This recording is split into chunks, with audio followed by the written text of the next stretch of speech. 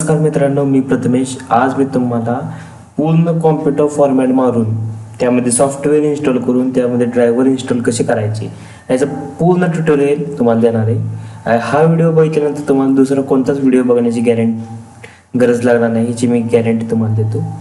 तर simply format मारायच्या अगोदर आपल्याला 5 वस्तूंची गरज असते.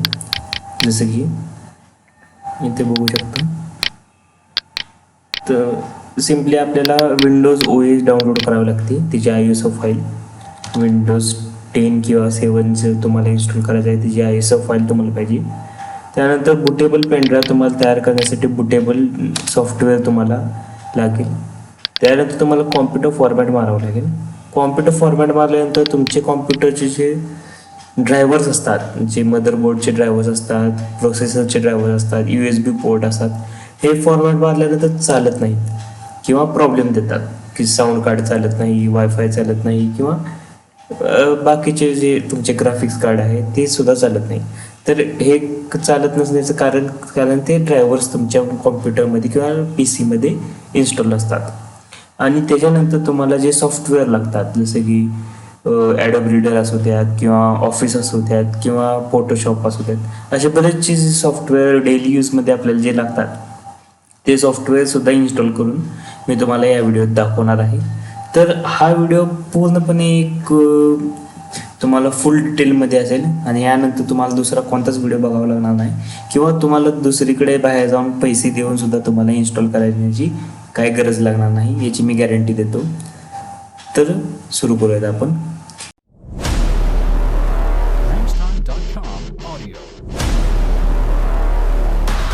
सिम्पली आपल्याला विंडोज OS डाउनलोड करावं लागेल. त्यासाठी दुसरा जो कॉम्प्युटर आहे, जर तुमचा पहिला कॉम्प्युटर चालत नसेल तर तुम्हाला दुसऱ्या कॉम्प्युटरमधनं विंडोज OS डाउनलोड करून किंवा मोबाईलमधनं डाउनलोड करून ती कॉम्प्युटरमध्ये घ्यावी लागेल दुसऱ्या, कारण ती बुटेबल आपल्याला करावी लागते. त्यावेळेस तुम्ही विंडोज 10 OS डाउनलोड करसाल. जसं की आता मी ते विंडोज 10 RSO सर्च करतो. 1 नंबरलाच मायक्रोसॉफ्टची लिंक येते आणि ते तुम्हाला जर तुमच्या अगोदर कॉम्प्युटरमध्ये किंवा लॅपटॉपमध्ये जर विंडोज OS डाउनलोड असेल किंवा विंडोज OS तुम्ही यूज करत असाल तर इथे तुम्हाला अपडेट नाव किंवा अपडेट नावचं बटन येतं. तर सिम्पली हे न करता तुम्हाला ते ISO फाईल डाउनलोड करायची आहे. हा लिगली वे आहे हा विंडोज OS डाउनलोड करण्याचा. तर सिम्पली तुम्हाला अशी डाउनलोड करता येणार नाही ISO फाईल. तर ISO फाईल डाउनलोड करण्यासाठी तुम्हाला इथे ॲडॉन्स किंवा थीम्स क्रोम यूज करत असेल तर तुम्हाला एक्सटेन्शन म्हणून एक एक्सटेन्शन येईल. तर इथे तुम्हाला एक एक्सटेन्शन डाउनलोड करावं लागेल, जसं की युजर एजंट स्विचेस. सिम्पली तुम्ही इथं user agent switches simply search करा. एक्सटेन्शन बॉक्समध्ये जाऊन 1 नंबरलाच तुम्हाला भेटेल. तुम्ही तिथून जाऊन ॲड करू शकता. सिम्पली ॲड टू फायरफॉक्स करू. माझ्यामध्ये पहिल्यापासूनच मी इन्स्टॉल करून ठेवलं आहे, त्याच्यामुळे गरज नाही.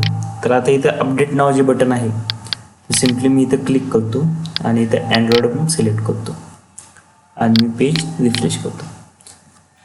जर तुम्हाला एवढी कटकट करायची नसेल तर सिम्पली तुम्ही डाउनलोड मोबाईलमध्ये करू शकता. आता तुम्ही बघा तेच पेज आहे, पण रिफ्रेश झाल्यानंतर आपल्याला आता ISO फाईल डाउनलोड करण्याची परमिशन ते देते. सिम्पली विंडोज 10 सिलेक्ट करा आणि कन्फर्म बटनवर क्लिक करा. त्यानंतर तुम्हाला प्रोडक्ट लँग्वेज जसं की मी इंग्लिश सिलेक्ट करतो, कन्फर्म. आता यानंतर तुमची जी ऑपरेटिंग सिस्टीम आहे जी 64 बिट आहे का 32 बिट आहे हे तुम्हाला माहीत असणं गरजेचं आहे. जर तुमचं 4 GB पेक्षा कमी रॅम असेल तर तुम्ही 32 बिट डाउनलोड केलं तरी चालेल. जर 4 GB पेक्षा जास्त रॅम असेल तर तुम्हाला 64 बिट आहे का चेक करावं लागेल आणि ते इन्स्टॉल करावं लागेल. माझ्या केसमध्ये 64 बिट आहे मदरबोर्ड, तसं मी सिम्पली 64 बिट करतो. अशा प्रकारे तुम्ही डाउनलोडिंग स्टार्ट करू शकता. आता जो माझा PC आहे तो हाय एंड नाही आणि सिम्पल 10,000च्या बजेटमधला तो PC आहे. तर विंडोज 10 त्याचाच मी यूज नाही करत, तर मला विंडोज 7 डाउनलोड करायचा आहे. ते विंडोज 7 डाउनलोड करण्यासाठी गेट इंटू PC ही एक वेबसाईट आहे.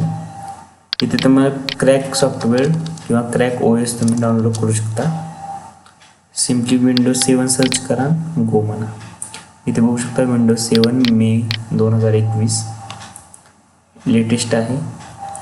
सिम्पली इथे खाली जावा, डाउनलोड बटनवर क्लिक करा. आता ॲटोमॅटिकली ते डाउनलोड होईल, सुरुवात होईल.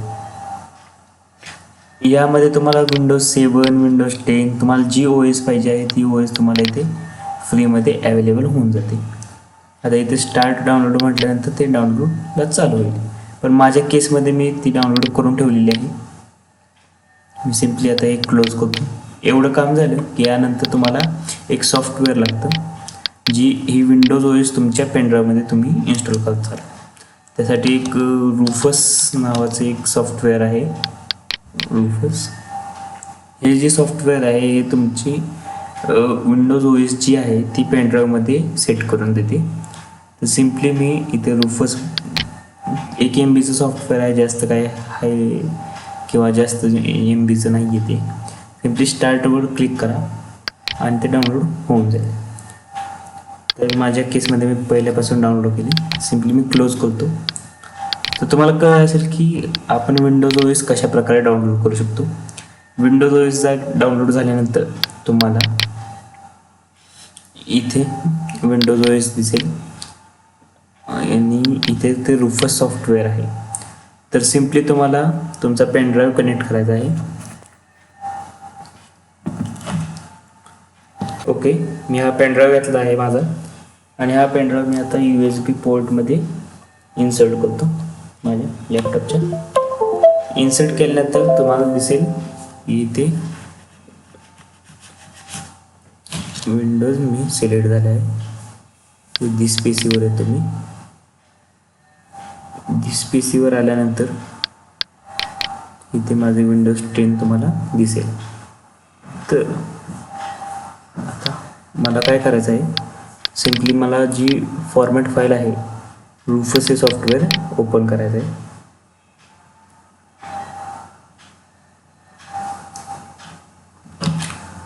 आता रुफस हे सॉफ्टवेअर डाउनलोड केल्यानंतर ॲटोमॅटिकली डिव्हाइस माझं ते फाइंड करून सिलेक्ट करून ठेवतं.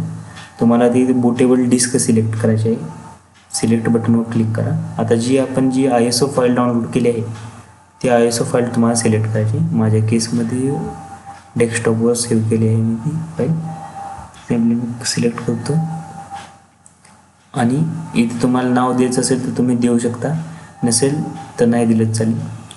आता यानंतर सर्वात महत्त्वाचा जो ऑप्शन आहे की तुम्हाला इथं पार्टिशन सिलेक्ट करावं लागतं. तुमचं पार्टिशन GPT आहे का MBR आहे हे तुम्हाला माहीत असणं गरजेचं आहे. जर तुम्हाला माहीत नसेल तर तुम्ही MBR सिलेक्ट करा आणि स्टार्ट करा. जर तुमचा कॉम्प्युटर तरीसुद्धा फॉर्मॅट होत नसेल किंवा बूटिंग मोडमध्ये जात नसेल तर पुन्हा एकदा तुम्ही माघारी या. तुम्ही इथे विंडोज 7वर MBR जो सिलेक्ट केला आहे त्याऐवजी GPT सिलेक्ट करा आणि मग कॉम्प्युटर फॉर्मॅट मारा. तुम्हाला विंडोज इन्स्टॉलेशनच्या वेळेस एरर येतील. त्यावेळेस तुम्हाला कळेल की MBR केव्हा वापरायचं आणि GPT केव्हा वापरायचं. जर तुम्हाला माहीत नसेल तर तुम्ही काही टेन्शन घेऊ नका. ट्राय आणि एरर यूज करा स्कीम. त्यातून तुमचा वेळ थोडासा वाया जाईल पण काम 100% होईल. तर ही प्रोसेस चालू आहे. प्रोसेस चालू द्या.